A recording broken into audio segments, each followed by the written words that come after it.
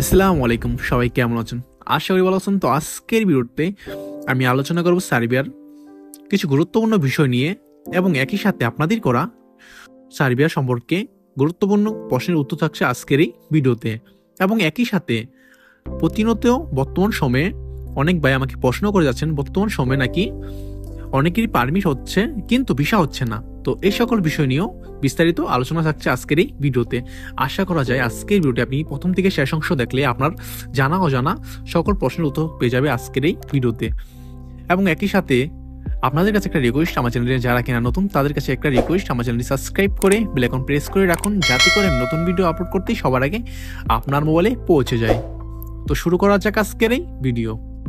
তো ভিডিওর শুরুতেই আপনাদের উদ্দেশ্যে আমি বলতে চাই, বর্তমান সময়ে স্যারের বিশ্ব আপডেট যারা কিনা জানতে চেয়েছিলেন, বর্তমান সময়ে অনেকেই বলতেছেন যে ভাইয়া অ্যাকচুয়ালি সার্বিয়ার এম্বাসি খোলা আছে কিনা বাংলাদেশে এবং সার্বিয়ার ভিসা হচ্ছে কিনা। তো এই বিষয়ে আপনি বিস্তারিত বলবেন।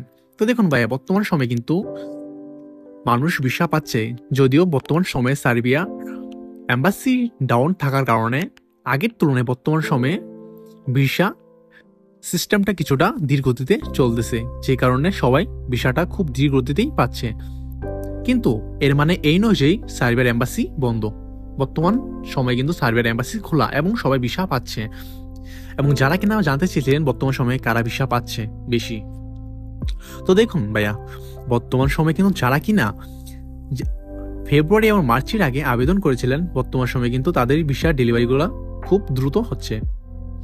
এবং যারা কিনা বর্তমান সময়ে ভাবতেছেন আমরা বর্তমান সময়ে ভিসা পাবো কিনা, তো দেখুন ভাইয়া, অবশ্যই আপনারা ধৈর্য শক্তি এবং আল্লাহর উপর ভরসা রাখুন, অবশ্যই ভিসা পাবেন।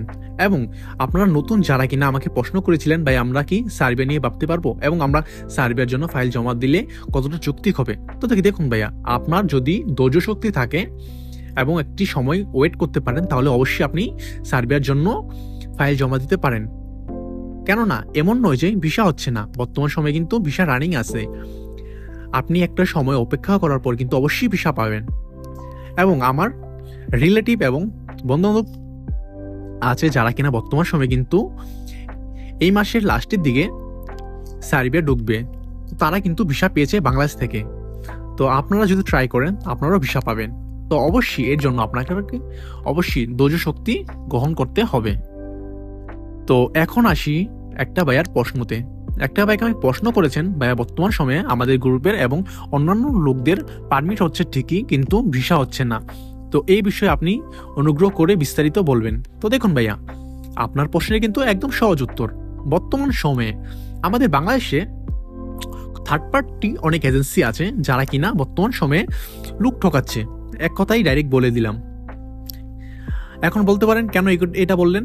তো দেখুন, আপনারা বর্তমান সময়ে দেখতে পারবেন অনলাইন সোশ্যাল মিডিয়াতে অনেক এজেন্সি বিভিন্ন প্রলোভন দেখিয়ে পাসপোর্ট জমা নিচ্ছে সার্বিয়ার জন্য, যে তারা 2-3 মাসের মধ্যে আপনার ভিসা কমপ্লিট করে দিবে। তো দেখুন, এই সকল প্রলোভনীয় থাম্বেল দিয়ে কিন্তু সবাই লোভে পড়ে ফাইল জমা দেয়।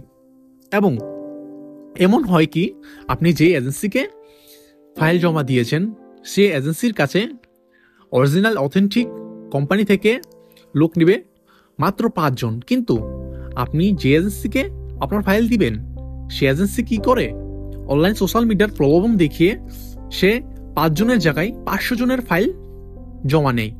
এবং পরবর্তী সময় যখন 500 জন সে এজেন্সিকে চাপ দেয় এবং বলে আমাদের আপডেট দিন এবং আমরা কি পাবো না ভিসা, তো তখন সেই এজেন্সি করে কি, বিভিন্ন সোশ্যাল মিডিয়ায় জুড়ে এডিট করা অনেক পিক প্লাস পারমিট এগুলো শো করিয়ে বলে আপনারা অপেক্ষা করুন, আপনাদেরও ভিসা হবে। এবং তাদের যেই 5টা ভিসা আছে সেই 5টা ভিসা দেখে আরও 500 জনকে ইন্সপায়ার করে যে আপনারাও ভিসা পাবেন, ওয়েট করুন। তো দেখুন, এই সকল মানুষ কিন্তু বর্তমান সময়ে বাংলাদেশে ভরে গিয়েছে। তো অবশ্যই আপনাদেরকে একটা রিকোয়েস্ট এবং সাজেশন, আপনারা যেখানেই ফাইল জমা দিয়ে দিবেন কিনা অবশ্যই জানাশোনা এবং অথেন্টিক মানুষের কাছে জমা দেওয়ার চেষ্টা করবেন, কেননা বর্তমান সময়ে কিন্তু সবাই দালালি করতে নেমে গিয়েছে।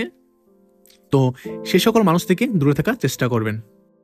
তো আরেকটি ভাই আমাকে প্রশ্ন করেছেন, ভাইয়া আমি জমা দিয়েছি ফেব্রুয়ারি মাসে কিন্তু এখনো পারমিট পাইনি, আমার এজেন্সি বলতেছে ফাইল নাকি ইমিগ্রেশনে আছে, এটা কি বুঝলাম না, অনুগ্রহ করে বলবেন। তো দেখুন ভাইয়া, আপনার প্রশ্নটা শুনে কিন্তু সবাই হাসবে, আমার কাছেও খুব হাস্যকর লাগছে, কেননা আপনার এজেন্সি যেটা বলছেন এটা একদম অবৈধিক। কেননা আপনি জমা দেওয়ার পর আপনার এজেন্সি অবশ্যই আপনাকে পারমিট দেবে এবং একই সাথে আমার পিপিজেড নাম্বার থাকবে। তো আশা করা যায় আপনি যেখানেই জমা দিয়েছেন সেটা থার্ড পার্টি কোনো এজেন্সি হবে। তো আপনাকে আমি সাজেশন দেবো ওইখান থেকে ফাইল তুলে নেওয়ার জন্য এবং ভালো কোনো অথেন্টিক মানুষের দ্বারাই জমা দেওয়ার জন্য। কারণ আপনি জমা দেওয়ার পর অবশ্যই আপনি পারমিট পাবেন, পারমিট পাওয়ার পরে কিন্তু অনেকগুলো স্টেপ পার করতে হয়, তারপর বিষয়টা পাবেন। তো আশা করা যায় বুঝতে পেরেছেন। তো আজকে ভিডিওটা বেশি লং করলাম না, আজকে ভিডিওটা এই পর্যন্তই। আপনাদের যদি কোনো প্রশ্ন থাকে অবশ্যই আমার কমেন্টে বলবেন, আমি যথাযথ উত্তর দেওয়ার চেষ্টা করব এবং প্রয়োজনে আমাকে মেল করুন পার্সোনালি কথা বলার জন্য। এবং আমার চ্যানেল যারা কিনা নতুন তাদের কাছে একটা রিকোয়েস্ট, আমার চ্যানেলটি সাবস্ক্রাইব করে পাশেই থাকুন, যাতে করে আমি নতুন আপডেট দিতে সবার আগে আপনার বলে পৌঁছে যাই। তো ভালো থাকুন, সুস্থ থাকুন, পরিবারে খেয়াল নিন, নিজের খেয়াল নিন, টেক কেয়ার, বাই বাই।